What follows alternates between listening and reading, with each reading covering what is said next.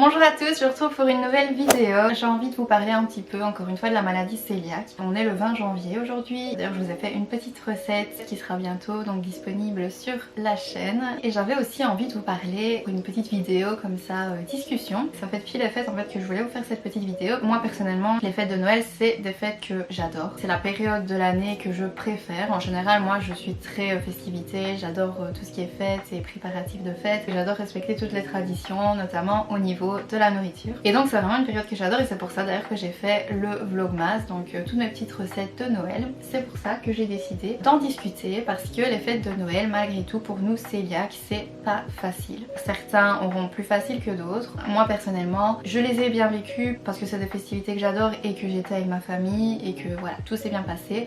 Maintenant malgré tout, malgré que j'étais avec ma famille, donc avec mes proches, les gens qui savent que je suis cœliaque, qui connaissent plus ou moins maintenant après bientôt 2 ans, voilà, ils commencent à connaître quand même la maladie et ils savent ce que je vis au quotidien. Malgré tout ça a été compliqué pour moi et ça a engendré énormément de stress. Il faut savoir aussi que j'ai commencé à travailler, ce qui fait que j'étais donc beaucoup moins à la maison. Et en général à Noël moi j'adore préparer le repas de Noël, le repas de la veille, le repas du jour de Noël. Et là en fait je travaillais donc j'ai pas su préparer, j'ai pas su aller faire les courses avec ma grand-mère et ma maman. En général le 23 ou le 24 matin on va faire les courses donc pour la veille de Noël et là j'ai pas su y aller avec elle donc du coup j'ai dû leur dire, j'ai dû les briefer en disant voilà vous faites bien attention, vous regardez bien que tout soit sans gluten, vous regardez tous les ingrédients, vous regardez toutes les traces. Donc j'étais super stressée et j'avoue que vraiment j'étais vraiment très stressée. Je fais cette vidéo parce que je suis sûre que je suis pas la seule dans le cas. C'est compliqué et les repas en fait en famille, les repas de fête, c'est pas facile pour nous cœliaques. Évidemment à Noël, il y a ma famille, je suis la seule cœliaque. Même s'ils font attention, ils font quand même une partie avec gluten. Ce qui est normal parce que je vais pas imposer à tout le monde de manger sans gluten. Cette année ma grand-mère a décidé de faire tout sans gluten, donc ça je la remercie, je l'adore, elle fait toujours tout pour moi. Mais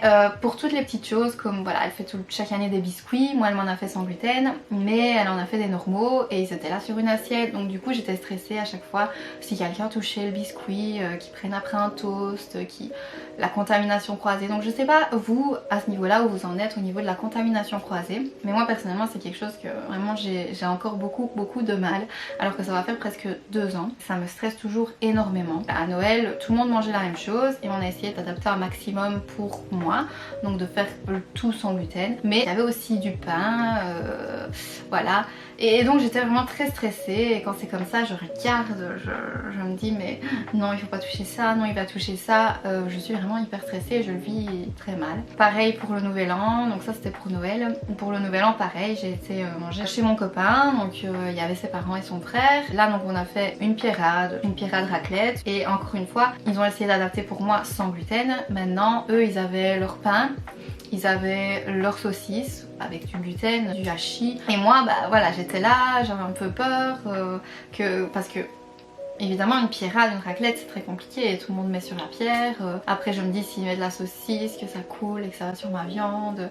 J'avais tout un stress comme ça, donc ce qu'ils ont fait c'est qu'ils ont mis les saucisses après. Mais voilà encore une fois le pain était là et j'avais peur dès qu'il passait au-dessus de mon assiette. J'étais vraiment très stressée et c'est ça qui fait que je le vis très mal. Et c'est pour ça qu'en général je préfère apporter mes petits pots, mes petites box sans gluten que j'ai préparé moi et que je sais moi ce que j'ai mis dedans et comment je les ai préparés. Parce que voilà ça m'évite en fait un stress et moi il faut dire que je suis quelqu'un de très stressé. Donc ça déjà, mis à part le sans gluten, déjà à la base je suis quelqu'un de très stressé.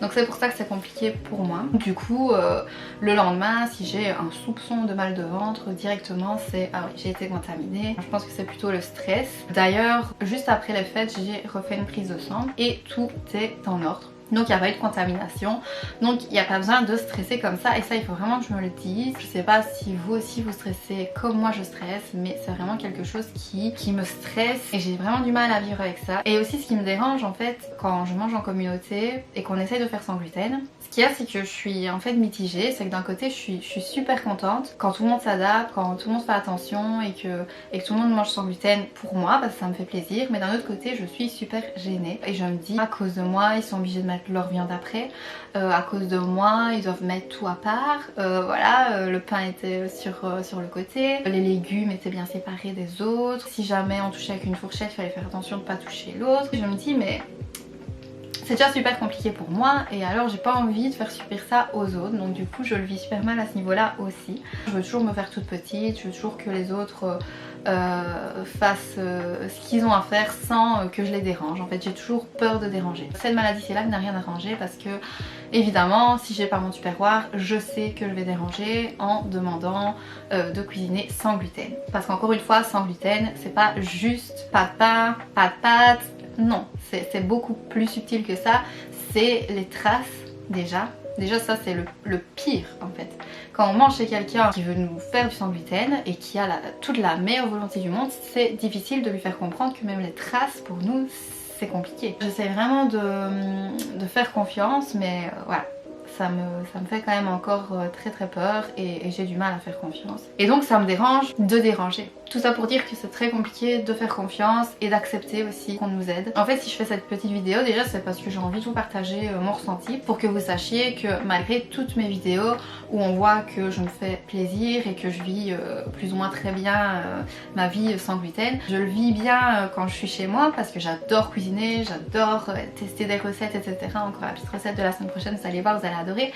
Mais j'adore tester tout ça et donc ça me fait super plaisir de cuisiner et le sans gluten m'a aidé à me dépasser et à me tester dans mes recettes. Donc pour tout ça je suis super contente. Pour tout ce qui est extérieur et pour tout ce qui est sans gluten, pour tout ce qui est contamination croisée, pour tout ce qui est traces de gluten. Enfin, des fois je vais faire les courses au magasin et je suis fatiguée, épuisée de regarder tous les ingrédients. J'en ai ras le bol quoi, tant pis, j'ai envie de le prendre et de le manger et c'est tout. Et tant pis s'il y avait des traces, tant pis s'il y avait de l'amidon. Des fois c'est lourd, c'est pénible et je voulais partager ce ressenti avec vous pour que vous sachiez que vous n'êtes pas tout seul et je suis sûre que je ne suis pas toute seule non plus. Tous les messages que je reçois de personnes qui ont du mal avec le sans gluten, qui ont du mal avec la maladie cœliaque, j'ai envie de partager ça avec eux et de leur dire que voilà, que moi aussi et je pense tous les cœliaques sont dans notre cas et vivent assez mal au final leur vie sans gluten, même si de plus en plus on trouve des alternatives sans gluten. Ça n'empêche pas d'être stressé. Moi ça fait donc comme je le disais 2 ans, donc